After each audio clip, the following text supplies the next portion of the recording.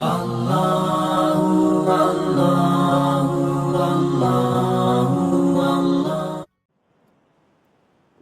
اموالہم حق للسائل والمحروم صدق اللہ العظیم۔ معزز حاضرین کرام، قابل قدر خواتین،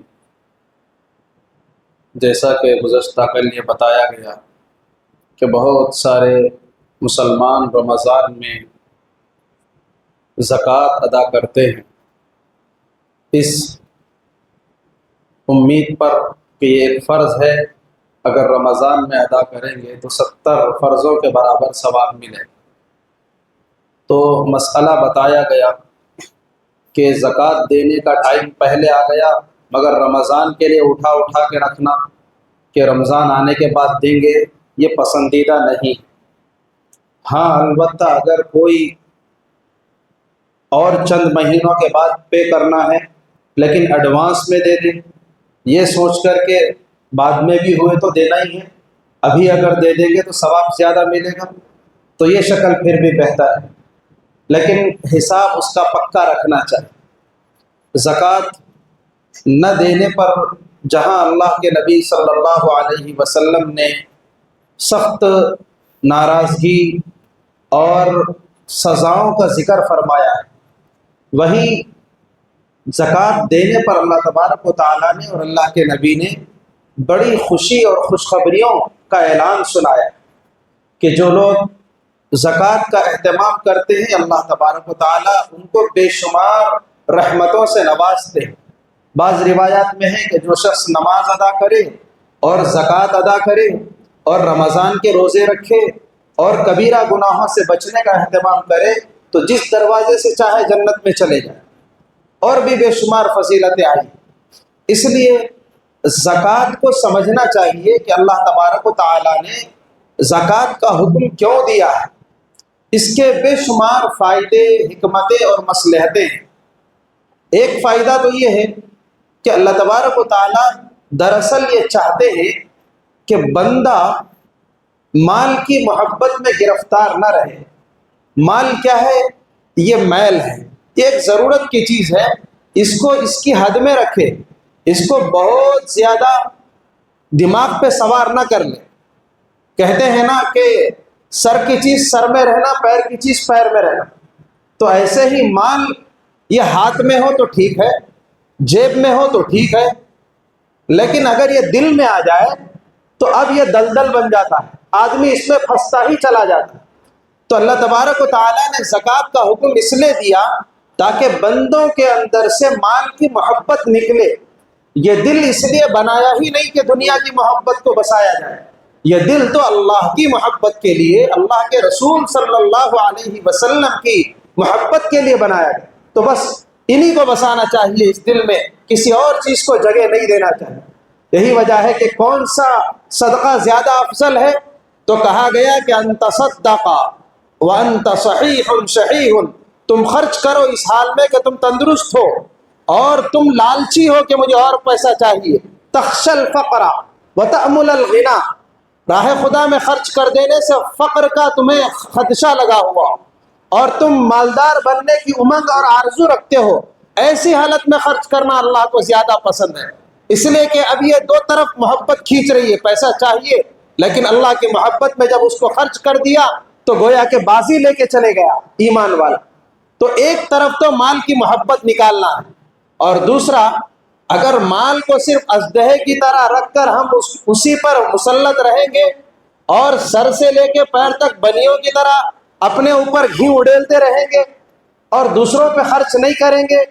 تو کچھ بھی نہیں ملے گا۔ یعنی مال خرچ کرنے سے اگر وہ صحیح طریقے پر خرچ کرے تو عزت ملتی ہے آدمی کو، سب سے پہلی بات تو ثواب ملتا ہے، اللہ کی رضا ملتی ہے، خوشیاں ملتی ہیں، مال خرچ کرنے سے بلائیں دور ہوتی ہے۔ تو اگر اپنے پاس رکھیں گے اور اپنوں ہی کے اوپر خرچ کریں گے اور اللہ کے منشا پہ خرچ نہیں کریں گے تو پھر یہ سب کچھ نہیں ملے گا۔ مالدار کو کوئی پسند نہیں کرتا، ہاں جو مالدار ضرورت مندوں کا خیال کرتا ہے اس کو سب پسند کرتے ہیں، مسلمان تو مسلمان غیر مسلم بھی پسند کریں گے، اس لیے کہ وہ دوسروں کے کام آنے والا بندہ۔ تو سوچے تو صحیح، اللہ کی محبت بھی خرچ کرنے سے ملتی ہے، ثواب بھی خرچ کرنے سے ملتا ہے، بندوں کی خوشیاں بھی خرچ کرنے سے ملتی ہے۔ تو اس لیے اللہ بخل کو نکالنا چاہتا ہے، اللہ کنجوسی کو ختم کرنا چاہتا ہے۔ ہاں، مال کی چاہت اور ضرورت ایک ایسی چیز ہے، اللہ کے نبی صلی اللہ علیہ وسلم نے فرمایا لو کان لابن آدم وادیا من ذهب، اگر آدم کے بچے کو دولت مل جائے، ایک جنگل سونا مل جائے، لأحب ان یکون ثانیا، تو اس کی خواہش ہوگی کہ ایک اور ہو گیا تو اچھا رہتا تھا، ذرا ایسا ایسا سیٹ کر لیتے تھے، ذرا ویسا کر لیتے تھے۔ اور وَلَوْ كَانَ ثَانِيًا لَابْتَغَىٰ ثَالِثًا، اگر دوسرا جنگل بھی مل گیا اس کی خواہش کے مطابق تو وہ تیسرے کی تلاش میں نکل جائے گا۔ وَلَا يَمْلَأُ فَاهُ إِلَّا التُّرَابُ، اس کا منہ تو قبر کی مٹی ہی بھر سکتی ہے۔ اس لیے مال کی خواہش کبھی ختم ہونے والی نہیں ہے، خواہش ہوتے ہوئے بھی اللہ تبارک و تعالیٰ نے حکم یہ دیا ہے کہ ادا کرو، اس میں سے اس کا حق ادا کرو۔ اور روایات میں آتا ہے کہ جس شخص نے مال سے زکوٰۃ نکال دیا اور اس کا حق ادا کر دیا تو گویا کہ اس نے اپنے مال کو محفوظ کر لیا، مال سے اس کے شر کو دور کر دیا، اور اب وہ مال اس کے لیے محفوظ ہو گیا، پاکیزہ ہو گیا، اس کا دل بھی پاک ہو گیا اور اس کا مال بھی پاک ہو گیا۔ اب اس کی لائن کلیئر ہو گئی، اب اس کی زندگی کبھی جھٹکے میں نہیں آئے۔ تو اس لیے اللہ تبارک و تعالیٰ نے یہ حکم دیا ہے، ہمیں زکوٰۃ کو ایک دل و جان سے انجام دینا چاہیے، دل کی خوشی سے اس کا حکم دیا گیا۔ زکوٰۃ کو ٹیکس نہیں سمجھنا چاہیے، اما اب رمضان آ گیا زکوٰۃ نکالنا ہے، یہ کوئی ٹیکس نہیں ہے۔ سوچئے تو صحیح، اگر کوئی مسلمان نہیں ہے اور وہ ملینر ٹریلینر کچھ بھی ہو، اس کے اوپر زکوٰۃ نہیں ہے، اس لیے کہ ایمان والوں سے اللہ کو محبت ہے، اس لیے ایمان والوں کو حکم دے رہے ہیں، ان کو اپنا بنانے کے لیے اور ان کو بہت کچھ نوازنے کے لیے۔ اس لیے اس کو ہم ٹیکس نہیں سمجھنا چاہیے۔ بعض لوگ سمجھتے ہیں کہ وہاں پے کر دیے، وہاں پے کر دیے، اب تو ہو گیا ہنگامہ، قصہ ختم، نہیں، بلکہ زکوٰۃ کو شرعی بنیادوں پر انجام دینا چاہیے۔ زکوٰۃ کس پر فرض ہے، اس کے کچھ شرائط ہیں، اس کو جان لینا چاہیے کہ زکوٰۃ شرط ہونے کے لیے پہلے تو انسان سے متعلق کنڈیشنز یہ ہیں کہ وہ مسلمان ہو، عاقل ہو، بالغ ہو، آزاد ہو، یعنی غیر مسلم پہ زکوٰۃ نہیں، چھوٹے بچوں پہ زکوٰۃ نہیں، مجنون پاگل کے اوپر زکوٰۃ نہیں، اور وہ مال کا مالک ہو۔ اور پھر جو شخص مال کا مالک ہے، کون سے مال کا؟ اب مال سے متعلق بھی کچھ تفصیلات ہیں کہ اگر سونا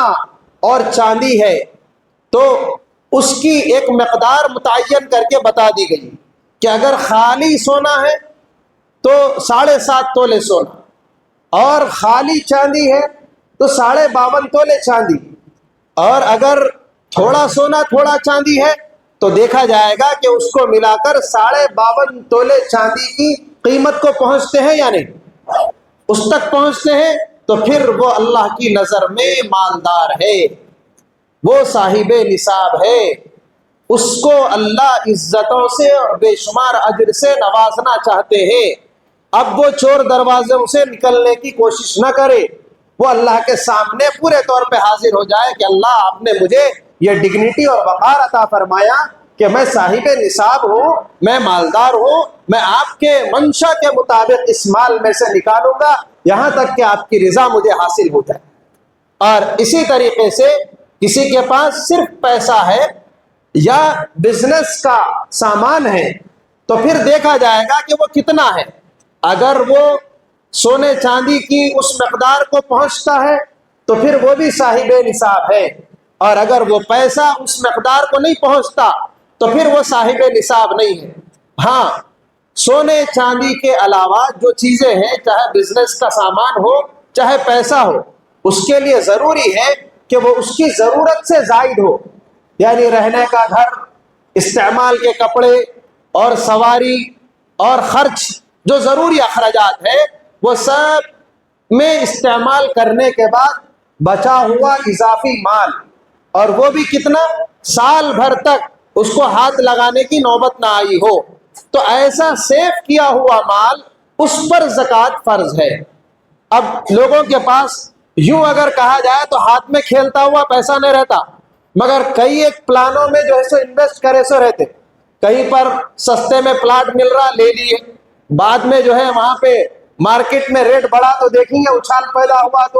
تو زبردست مالدار بنے ہوئے ماشاءاللہ صاحب، لیکن ہاتھ میں پیسے ہی نہیں ہے، کس پہ زکوٰۃ ہے؟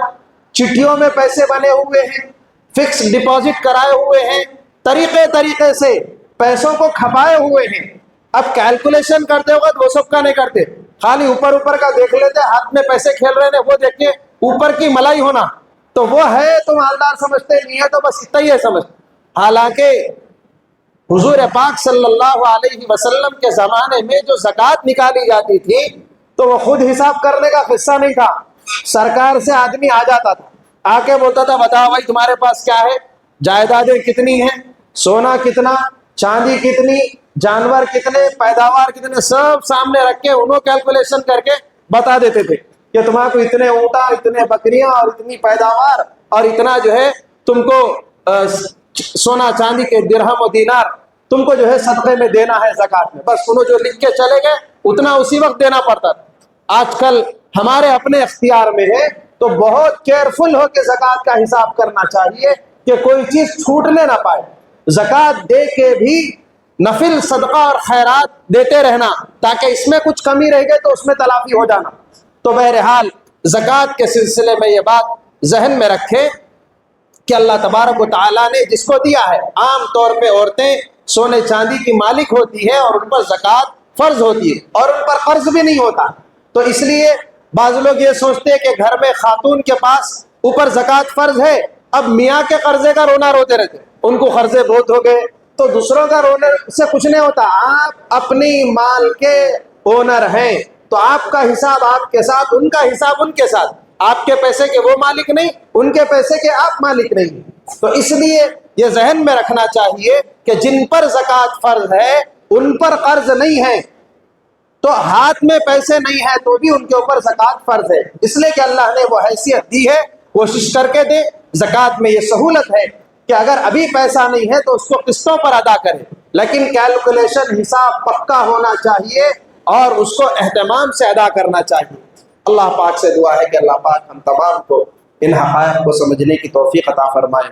کتاب و سنت کی روشنی میں زندگی گزارنے کی توفیق نصیب فرمائے۔